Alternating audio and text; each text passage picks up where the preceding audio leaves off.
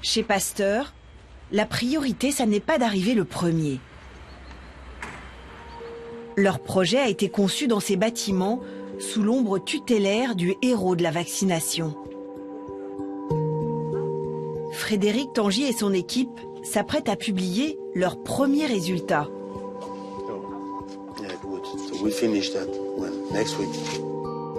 Une publication dans un grand journal scientifique, la consécration pour leur candidat, fabriqué à partir du vaccin contre la rougeole. L'avantage, c'est que c'est basé sur le meilleur vaccin humain existant, le vaccin contre la rougeole. 40 ans, testé, 3 milliards d'enfants l'ont reçu, il n'y a jamais eu d'accident. Donc là, on est tranquille sur ce côté-là, vous voyez. Et puis surtout, c'est un vaccin vivant.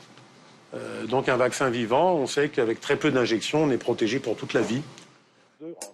Frédéric Tangy a le sourire sous son masque.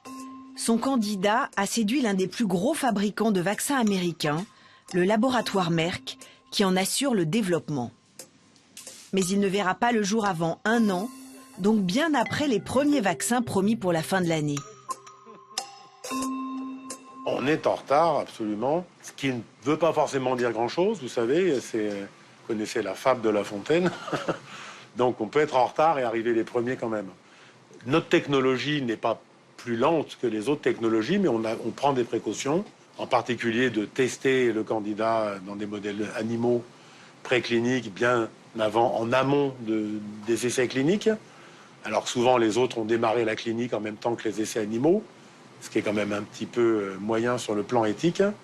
Donc le retard, on ne sait pas si des vaccins vont être enregistrés dans les mois qui viennent. Hein. C'est pas parce que c'est dit que ça va se faire. Lentement mais sûrement, la devise de Frédéric Tangy. Les premiers essais cliniques viennent de commencer grâce au travail d'un laboratoire lyonnais. Passer de l'éprouvette à 200 litres de vaccin expérimental destiné aux tests, c'est la spécialité des équipes d'André Dupont qui ont mis les bouchées doubles pour le Covid. C'est un flacon, pratiquement le seul qui nous reste. Ce flacon est juste un exemple de ce qui est le produit expérimental qui est injecté aux patients pendant ces essais cliniques. 2 millilitres d'espoir.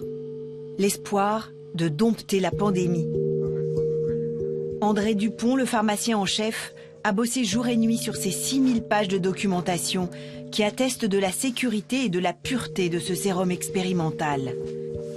Les contrôles qualité représentent 70% du temps de fabrication d'un vaccin. Mission accomplie le 19 août. Le vaccin Pasteur est prêt pour les tests. Sa signature le certifie.